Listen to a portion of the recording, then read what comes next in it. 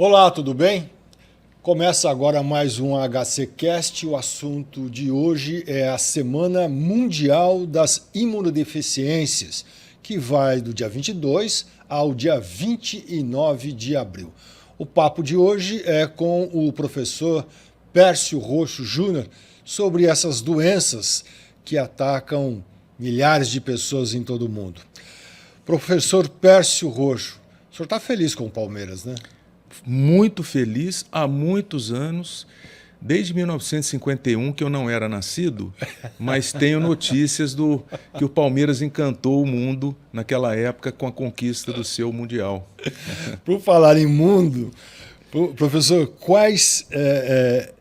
ou melhor, como é que o senhor explica as doenças imunodeficientes?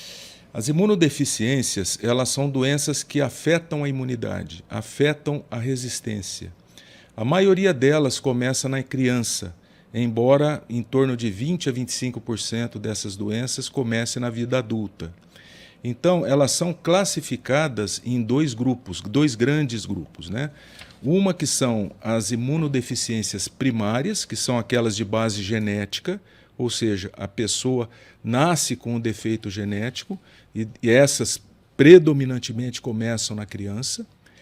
E o segundo grande grupo é o das imunodeficiências secundárias, que são aquelas que não têm base genética e ocorrem em decorrência de alguma doença de base. Por exemplo, desnutrição grave, pessoas com doenças autoimunes que tomam imunossupressores, que são drogas que afetam a imunidade, pessoas que têm doenças intestinais crônicas e que acabam tendo perda de anticorpos pelo intestino e assim por diante.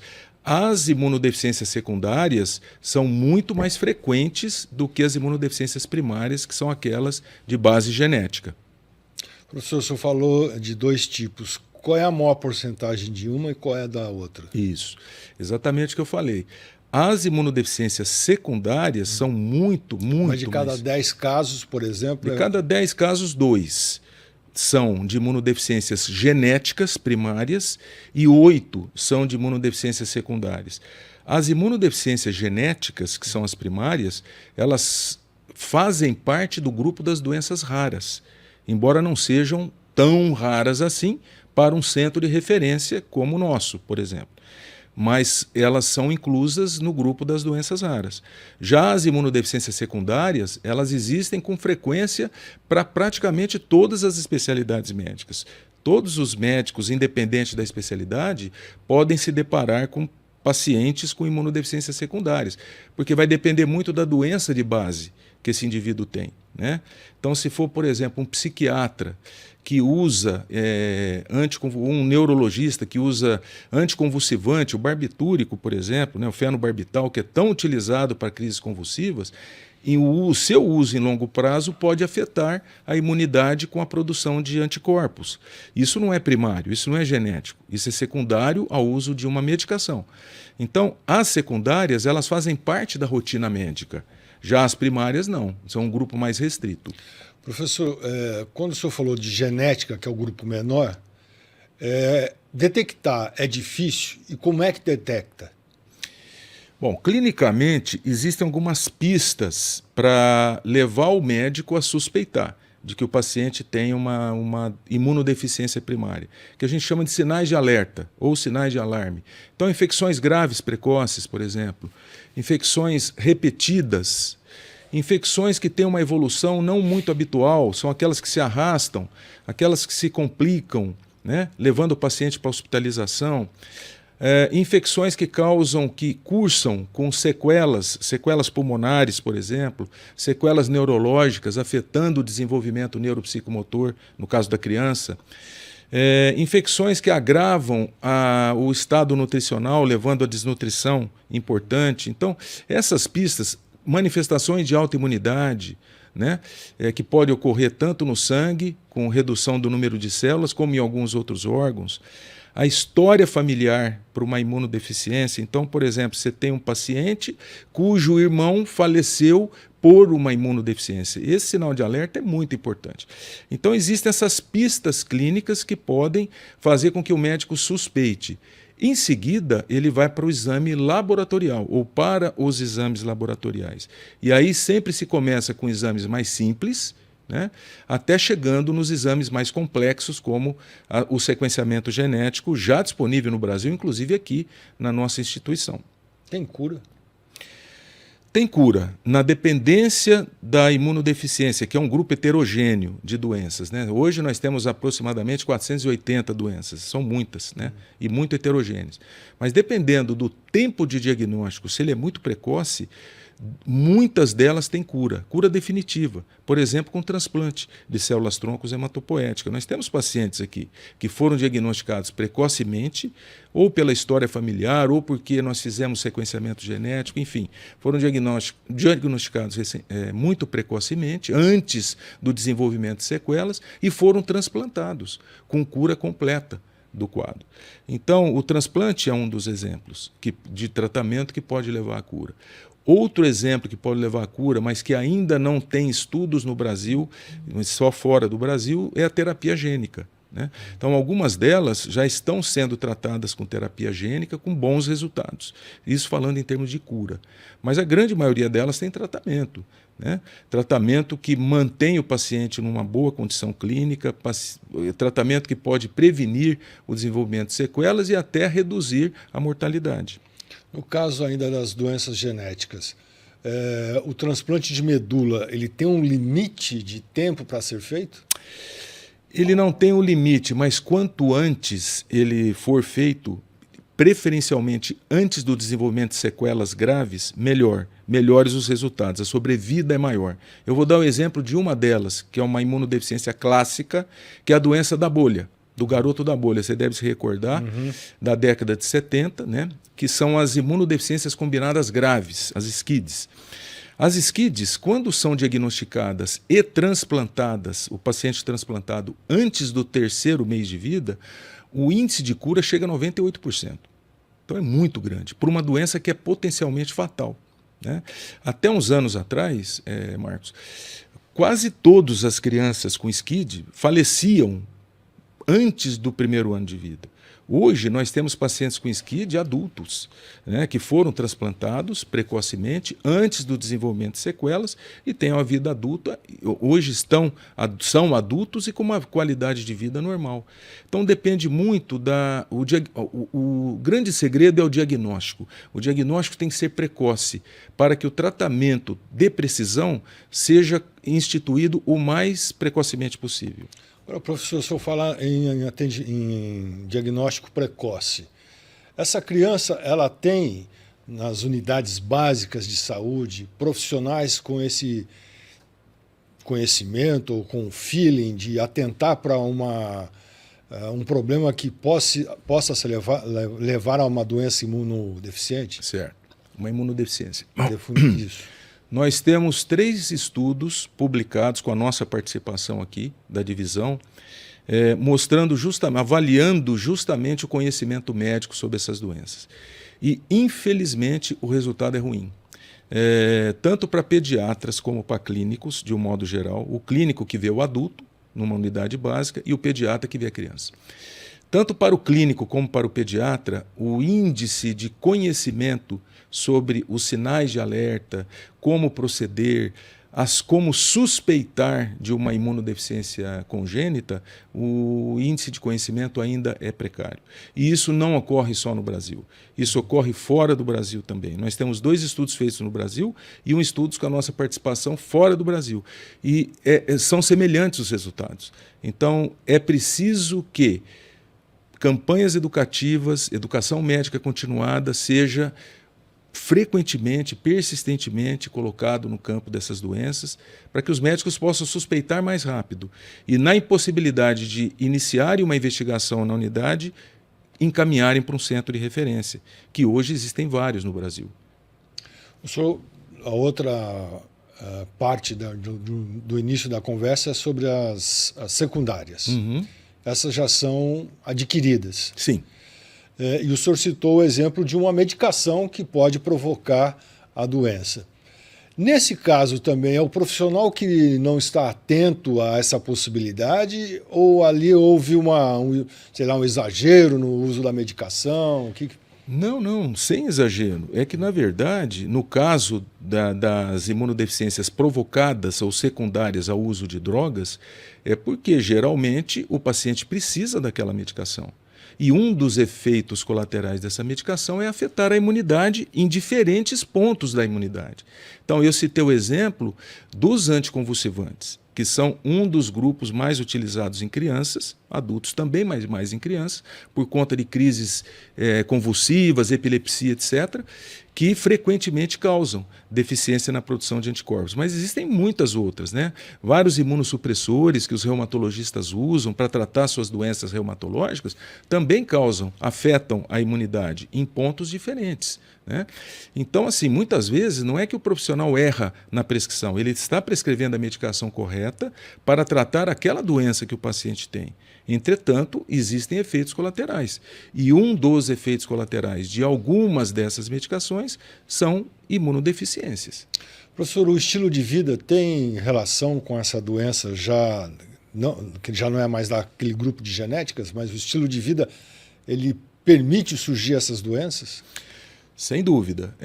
Hoje existem vários estudos mostrando que pacientes subnutridos, por exemplo, têm comprometimento imunológico secundariamente. Então, anemia ferropriva, que é muito comum, por exemplo, no Brasil e em vários países subdesenvolvidos, anemia por carência de ferro, né? Anemia por carência de ácido fólico. Nós já pegamos pacientes aqui com neutropenias. Neutropenias é um número baixo de neutrófilo, que é um glóbulo branco, que participa da defesa inicial contra bactérias. Nós já pegamos pacientes aqui com neutropenia secundária à deficiência de ácido fólico, que é um componente, é um micronutriente essencial na alimentação de um paciente, né? E aí, fazendo a reposição do ácido fólico, houve a normalização do número de neutrófilos. Então, a alimentação é muito importante para que se mantenha a homeostase imunológica. Professor, e a Covid causou muitos danos? Quando o senhor fala de doenças imunológicas. Tá. Essa pergunta é muito importante. Nós temos a participação em 2 estudos, um multicêntrico nacional e um multicêntrico internacional, com a nossa participação, avaliando pacientes de vários países do mundo com imunodeficiências primárias e Covid. E o que esses estudos mostraram foram resultados semelhantes. É que, ao contrário do que se imaginava, as imunodeficiências, no seu contexto geral, tá?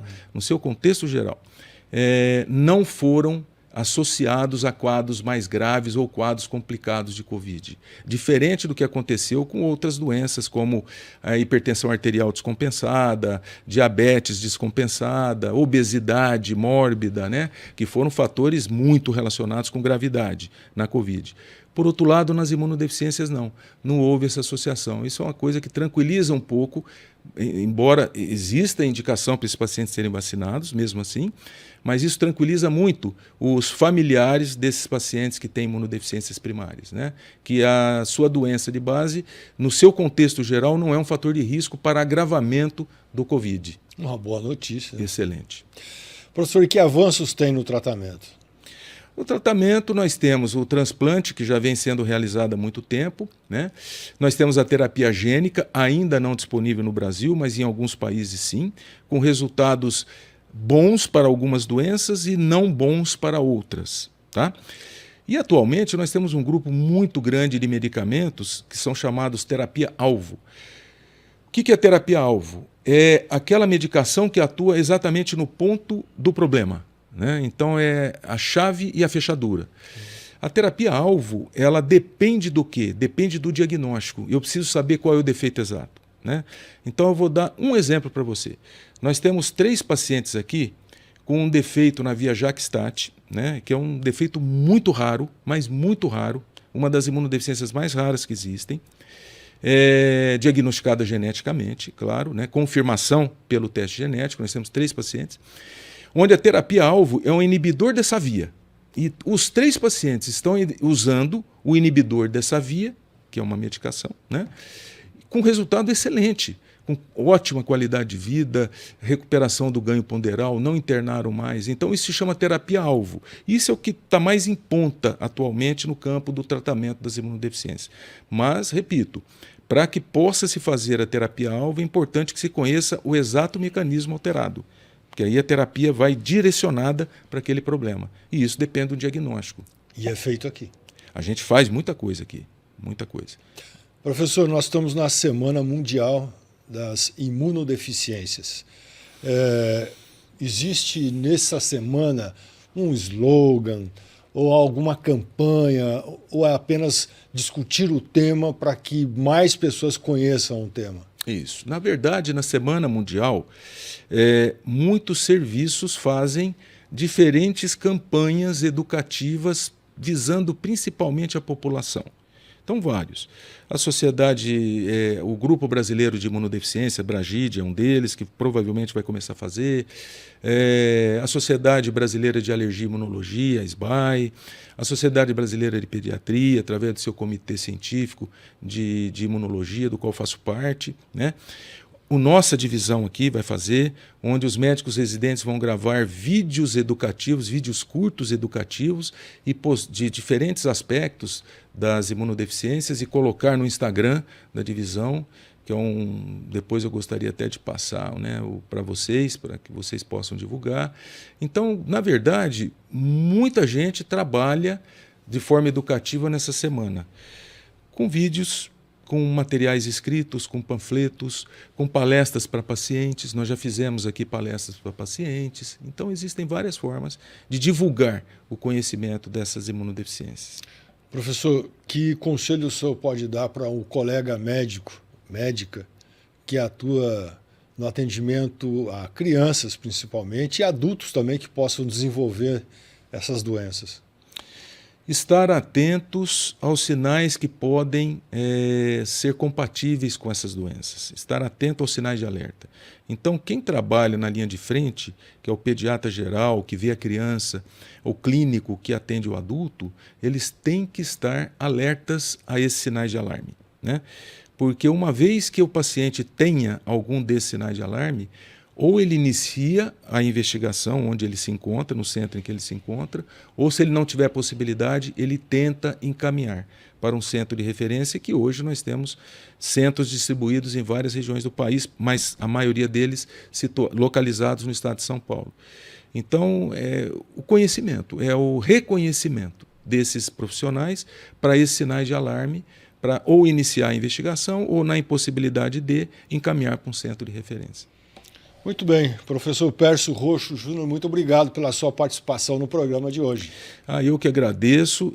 Eu só gostaria de assim, divulgar, né, que o nosso Centro de Imunologia e Alergia Pediátrica aqui da Faculdade de Medicina da USP, em Ribeirão Preto, recebeu a acreditação, em questão de 20 dias atrás, como Centro Internacional de Excelência em Alergia e Imunologia, pela Organização Mundial de Alergia. Então, isso nos traz um impacto mundial do nosso reconhecimento mundial do nosso serviço aqui, né? E eu acho importante essa divulgação porque leva o nome da Faculdade de Medicina de Ribeirão Preto, da Universidade de São Paulo, entre tantos aspectos em que ela já se encontra num patamar internacional, mas mais um, que é no campo de um centro de excelência internacional em imunologia e alergia pediátrica. Muito boa notícia. Parabéns. Muito obrigado. O HCCast fica por aqui. Você pode acompanhar o programa na sua íntegra no site do Hospital das Clínicas, hcrp.usp.br, ou então nas redes sociais da instituição. Até o próximo.